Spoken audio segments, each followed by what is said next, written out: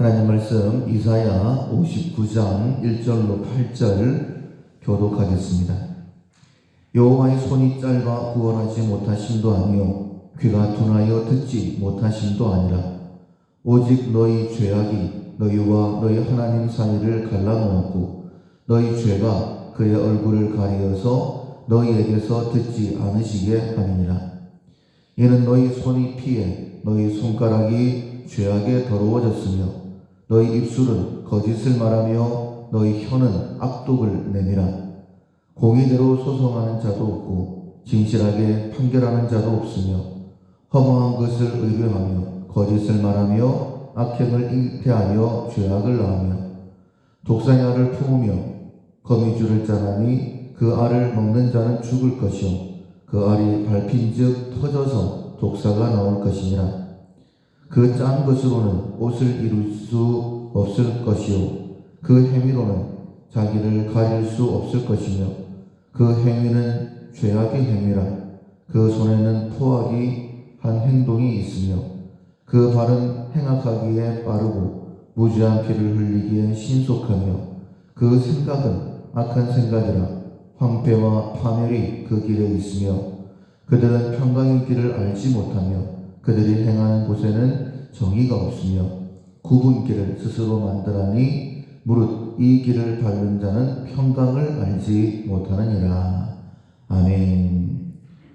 중보자 안에서 일어서는 교회라는 제목으로 함께 은혜를 나누겠습니다.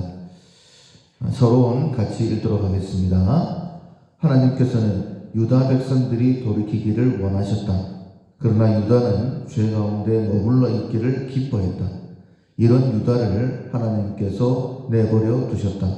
유다는 도무지 자기의 힘으로 죄의 구렁텅이에서 헤어나올 수 없었다. 하나님께서 친히 이들을 건지시는 용사로 임하신다. 우리를 복된 존재로 하나님께서 만들어주셨지만 우리의 삶은 복된 존재로서의 삶이 아닐 때가 많습니다. 복의 통로로서 우리를 불러주셨는데 내가 복이 되지 못하니 복의 통로로서의 삶도 살지 못하는 것이죠.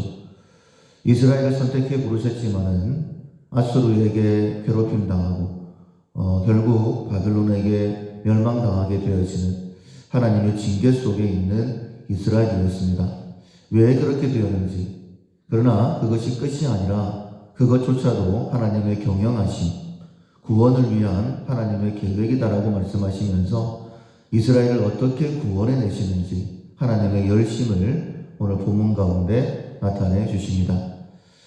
중보자이신 예수 그리스도 안에서 교회가 회복된 것처럼 역시 마찬가지입니다.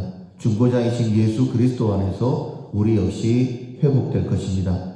하나님의 뜻, 그 안에서 우리의 모습을 바르게 살펴보고 하나님의 뜻대로 회복되고 또 복의 통로로서의 삶을 살겠다라고 다시 한 번 더 결단하는 이 시간 되기를 원합니다. 1번 죄악 가운데 무너져 내린 유다 같이 읽어보겠습니다. 언약 백성들은 금식하며 기도하고 종교 행위를 열심히 하였으나 하나님의 응답은 없었다. 그들은 금식과 기도 중에 악을 행할 뿐이었다. 하나님과 관계해도 즉 죄에 대한 회개는 없었다. 유다의 죄악은 백성과 하나님 사이를 갈라놓았다. 그들의 모든 행동이 부패하였고 모든 행위가 죄악의 행위였다. 생각이 악했고 정의는 사라졌으며 입술은 거짓을 말하고 혀는 악독을 내었다. 그러나 그들은 그것이 죄인 줄 알지 못했다. 하나님께서는 죄를 회개하지 않는 교회를 죄 가운데 내버려 두시기도 한다. 하나님의 구원하시는 능력이 부족하기 때문이 아니다. 그 죄의 결과가 얼마나 비참한 것인지를 깨닫게 하시기 위함이다. 이제는 깨달아야 한다. 죄와 타협해서는 안 된다. 합리화해도 안 된다. 죄는 회개해야 한다. 또 기억해야 한다. 백성의 범죄가 유다 전체를 죄로 물들이는 첫걸음이었음을 말이다. 우리의 범죄가 교회 전체를 죄악으로 몰아놓을 수 있음을 기억하자. 지금 회개의 자리로 나아가자. 하나님과의 관계 회복은 회개밖에 없다라고 말씀하시죠. 그래서 하나님은 하나님이 어떤 분이신지, 왜 우리에게 구원을 베푸시지 못하시는지를 먼저 말씀하십니다. 1절에 보면 여호와의 손이 짧아 구원하지 못하심도 아니요 귀가 둔하여 듣지 못하심도 아니라 오직 너희 죄악이 너희와 너희 하나님 사이를 갈라놓았고 너희 죄가 그의 얼굴을 가리어서 너희에게서 듣지 않으시게 함이라. 문제는 죄다라고 말씀을 하시죠. 앞서 이스라엘이 종교적으로는 열심히 있었습니다. 금식도 하고 안식일도 지켰는데 그것이 외식이었죠. 금식을 행하면서 악을 행하고 안식일을 지키면서 온전하게 하나님을 의지하지 못했던 그 죄가 하나님과 우리 사이를 갈라놓았다라고 말씀하시는 것입니다. 조금 더 설명을 하십니다. 그 죄에 대해서 이는 너희 손이 피해 너희 손가락이 죄악에 더러워졌으며 너희 입술은 거짓을 말하며 너희 혀는 악독을 내밀어 공의대로 소송하는 자도 없고 진실하게 판결하는 자도 없으며. 그러니까 말씀대로 살지 않고 자기 생각대로 살았다라고 말씀하시죠. 험한 것을 의뢰하며 거짓을 말하며 악행을 잉태하여 죄악을 낳으며 독사의 알을 품으며 거미줄을 짜느니 그 알을 먹는 자는 죽을 것이요 그 알이 밟힘즉 터져서 독사가 나올 것이니라. 즉 내 생각, 내 본성대로 행하게 되어지면 우리도 그렇게 깨달을 때가 많잖아요. 어떤 말을 하고 행동하고 난 다음에 내가 왜 그런 말을 했을까? 야, 내 속에 그런 더러운 것이 있구나. 내가 생각하고 말하는 그 모든 것들이 독이었구나 라고 스스로 깨달아질 때가 있지 않습니까? 하물며 하나님께서 우리의 삶을 보실 때 더욱 그렇지 않겠습니까? 뭔가 한 듯 했지만은 아무것도 아님을 깨닫게 되는 것이죠. 6절에 보면 그 짠 것으로는 옷을 이룰 수 없을 것이요 그 행위로는 자기를 가릴 수 없을 것이며 그 행위는 죄악의 행위라. 그 손에는 포악한 행동이 있으며 그 발은 행악하기에 빠르고 무지한 피를 흘리기에 신속하며 그 생각은 악한 생각이라 황폐와 파멸이 그 길에 있으며. 그러니까 헛되게 되는 것이죠. 그리고 항상 두려움에 갇혀 살게 됩니다. 8절에 그들은 평강의 길을 알지 못하며 그들이 행하는 곳에는 정의가 없으며 굽은 길을 스스로 만드나니 무릇 이 길을 밟는 자는 평강을 알지 못한다. 그러니까 자기 생각으로 살면 두려움에 사로잡히는 거예요. 하나님이 내 편이시면 사망의 음침한 골짜기를 가질지라도 두려워하지 않습니다. 왜냐하면 주의 지팡이와 막대기가 나를 안위하신다라는 믿음 때문이죠. 이스라엘의 죄악을 하나님을 떠나서 스스로 웅덩이를 판 것이다. 그런데 그 웅덩이는 터진 웅덩이다라고 말씀을 하셨죠. 그래서 우리가 하나님과 함께 있는지 하나님을 떠났는지 하나님과 나 사이에 죄악이 있는지 어떻게 쉽게 구분할 수 있냐면 내가 평강한지 아니면 두려워하거나 염려하거나 걱정에 사로잡혀 있는지를 살펴보면 어떤 일을 만났을 때에 내 마음이 어떠한지를 살펴보면 스스로 점검해 볼 수 있습니다. 그래서 유다에는 중보자가 필요하고 우리에게도 중보자가 필요하다라고 말씀하시는 것이죠. 이번 중보자가 필요한 유다 같이 읽어보겠습니다.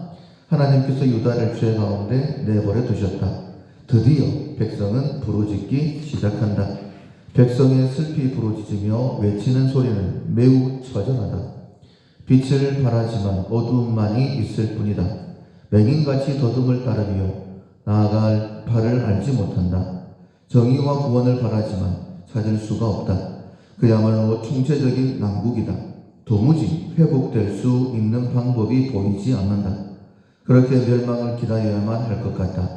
비참함을 부르짖는 백성이 이제는 죄를 고백하기 시작한다. 여호와를 배반하고 포악과 거짓을 행한 패역한 백성임을 자복한다. 회복되는 유일한 길은 오직 하나님을 붙드는 것임을 것을 깨달았기 때문이다. 하나님께서 우리를 비천 가운데 버려두시기도 한다. 죄의 극한으로 우리를 몰고 가기도 하신다. 그러나 그렇게 하시는 목적은 분명하다. 우리로 죄를 깨닫고 고백하게 하시기 위함이다. 우리 자신에게는 도무지 선한 것이 나올 수 없다. 그리스도만이 우리를 위한 유일한 회복의 길이다. 늘 그리스도 한 분을 의지하고 붙들자. 우리의 소망은 오직 예수 그리스도 한 분밖에 없습니다. 그래서 하나님께서는 우리가 내가 잘못했구나 라고 깨닫게 하시기 위해서 때로는 어려움에 우리를 처하게 하시기도 한다라고 말씀하시죠. 고통은 하나님의 은혜의 방법 가운데 한 가지입니다. 9절에 보면 그러므로 정의가 우리에게서 멀고 공의가 우리에게 미치지 못한즉 우리가 빛을 바라나 어두운 뿐이요 밝은 것을 바라나 캄캄한 가운데 행함으로 우리가 맹인같이 담을 더듬으며 눈 없는 자같이 두루 더듬으며 낮에도 황혼때같이 넘어지니 우리는 강장한 자 중에서도 죽은 자 같은지라. 겉으로 보기에는 멀쩡한 것 같은데 속을 들여다보면 다 마치 죽은 자처럼 아무것도 아닌 그런 모습이다라고 말씀하시죠. 우리가 교차로에서 신호등이 있으면 마음이 불안하지 않습니다. 왜냐하면 신호만 지키면 돼요. 근데 신호등이 없으면 불안하죠. 왜냐하면 여기저기를 살펴야 됩니다. 신호등이 있다 할지라도 전멸되고 있으면 더 긴장을 하게 되죠. 왜냐하면 사고가 날 수도 있고 사고에 대한 책임을 우리가 져야 되기 때문입니다. 실제로 보면 우리가 곰같이 부르짖으며 비둘기같이 슬피 울며 정의를 바라나 없고 구원을 바라나 우리에게서 멀도다. 그때서야 하나님이 어떤 분이신지 깨닫게 되는 것이죠. 하나님께서 법을 말씀하셨는데 그 법대로 살아가는 것이 얼마나 좋은지, 신호등이 얼마나 좋은지 알게 되는 것이죠.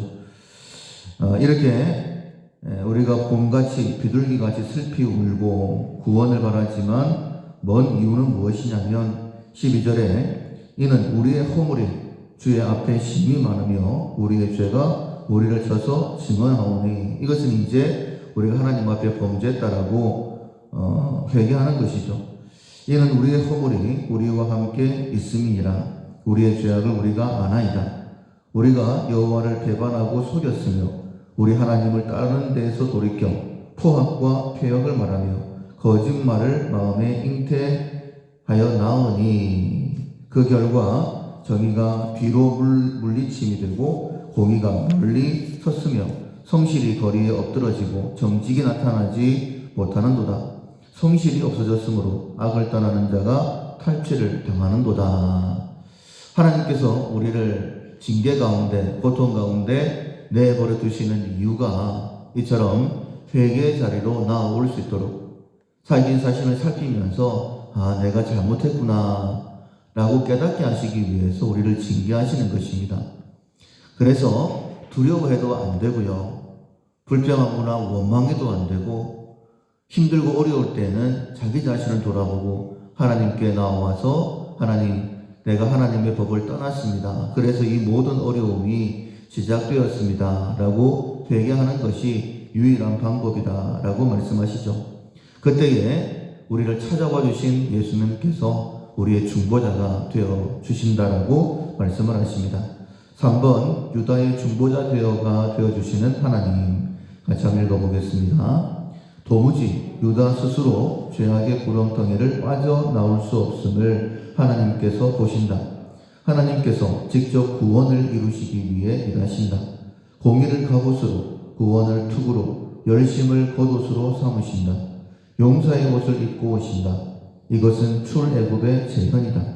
바로의 군대를 홍해의 바다에 던지신 하나님께서 죄와 사망에 포로된 백성을 건져내실 것이다. 하나님과 백성 사이를 가로막던 죄를 제거하시고 대적들을 정복하시며 백성을 구원하여 내신다. 우리 주 예수 그리스도의 임하심으로 이사야의 예언은 성취되었다. 강한 용사이신 예수님께서 십자가 위에서 죄와 사망을 정복하셨다. 그리고 이제 교회로 하여금 예수 그리스도로 옷 입게 하셨다. 그리스도를 통하여 우리는 구원받은 교회는 그리스도와 함께 죄와 사망을 정복하기 위해 전쟁한다. 우리보다 앞서 전쟁터로 가시는 그리스도를 바라보며 이 전쟁에 충성스러운 군인이 되자. 소망이 없을 때에 하나님께서 우리를 찾아와 주시고 말씀대로 구원을 베풀어 주셨죠. 15절 중반절에 보면 여호와께서 이를 살피시고 그 정의가 없는 것을 기뻐하지 아니하시고 사람이 없음을 보시며 중개자가 없음을 이상히 여기셨으므로 자기 팔로 스스로 구원을 베푸시며 자기의 공의를 스스로 의지하사 스스로라고 말씀하십니다. 다른 것과는 상관없이 하나님께서 구원을 베푸시는 손에 옷을 걷어붙이는 이런 모습을 보여주고 계시죠. 17절에 공의를 갑옷으로 삼으시며 구원을 자기의 머리에 써서 투구로 삼으시며 보복을 속옷으로 삼으시며 열심을 입어 겉옷으로 삼으시고 그들의 행위대로 갚으시되. 여기서 행위대로 갚으시는 것은 우리가 아니라 우리를 괴롭게 하는 대적들, 문제들을 얘기하시는 것입니다. 그 원수에게 분노하시며 그 원수에게 보응하시며 섬들에게 보복하실 것이라. 서쪽에서 여호와의 이름을 두려워하겠고 해 돋는 쪽에서 그의 영광을 두려워할 것은 여호와께서 그 기운에 몰려 급히 흐르는 강물같이 오실 것임이니라. 그러니까 아수르를 하나님께서 멸망시키심으로 하나님의 구원을 이스라엘 가운데, 온 세상 가운데 나타내신 것처럼 바벨론에서 이스라엘을 구원해 주심으로, 즉 하나님께서 지금 원수라고 말씀하시는 것은 아수르이고 바벨론입니다. 즉 우리를 괴롭게 하는 그 모든 것을 하나님께서 원수 삼으시고 그 모든 문제들을 해결하시겠다라고 말씀하시는 것이죠. 그리고 마지막으로 다시 한 번 더 우리에게 당부하십니다. 죄 때문이었으니까 죄에서 떠나가라 라고. 20절에 보면 여호와의 말씀이니라. 구속자가 시온에 임하며 야곱의 자손 가운데서 죄가를 떠나는 자에게 임하리라. 이 모든 은혜는 회개하는 자에게만 있다라고 다시 한번 말씀을 하시죠. 그리고 말씀을 모르는 자가 없도록 말씀을 가까이 너희들에게 주겠다라고 약속도 하십니다. 21절에 여호와께서 이르시되 내가 그들과 세운 나의 언약이 이러하니 곧 네 위에 있는 나의 영과 네 입에 둔 나의 말이 이제부터 영원하도록 네 입에서와 네 후손의 입에서와 네 후손의 후손의 입에서 떠나지 아니하리라 하시니라. 여호와의 말씀이니라. 말씀을 주시겠다라고 말씀하시는 거예요. 그래서 유대인들 오히려 세상 사람들과 비교하면 더 못 사는 것 같고 더 힘들게 사는 것 같습니다. 그래서 하나님께서 이스라엘과 이방의 죄를 지적하실 때에 그들의 마음속에 불평이 생기는 거예요. 도대체 우리가 하나님께 부름받은 그 이유가 무엇이냐? 유대인의 나옴이 무엇이냐? 그때 하나님께서 로마서 3장에 이렇게 대답하시죠. 범사에 많다. 굉장히 많은데 그 중에 첫 번째가 하나님의 말씀을 맡았습니다 라고 말씀하고 있습니다. 우리가 이 새벽에 나와서 하나님의 말씀을 듣는 것이 가장 큰 은혜이다라고 말씀하시는 거예요. 오늘도 우리에게 말씀하십니다. 너희와 나 사이에 죄가 있어가지고 내가 너희들을 돕지 못하는 것이고 듣지 못하게 하는 것이다. 나는 너희들을 찾아와서 너희들을 구원하기를 원한다. 너희가 해야 될 일은 회개이다. 불평하거나 원망하지 말고 두려워하는 자리에 있지 말고 너 스스로를 살펴서 회개하면 반드시 구원이 임한다. 이것은 하나님의 약속입니다. 약속을 붙들고 회개 자리로 나아가서 회복되고 또 많은 사람들을 회복의 자리로 인도할 수 있는 그런 복된 자가 되기를, 그런 하루가 되기를 주님의 이름으로 축원합니다. 아멘. 찬송가 438장 내 영혼이 은총 입어.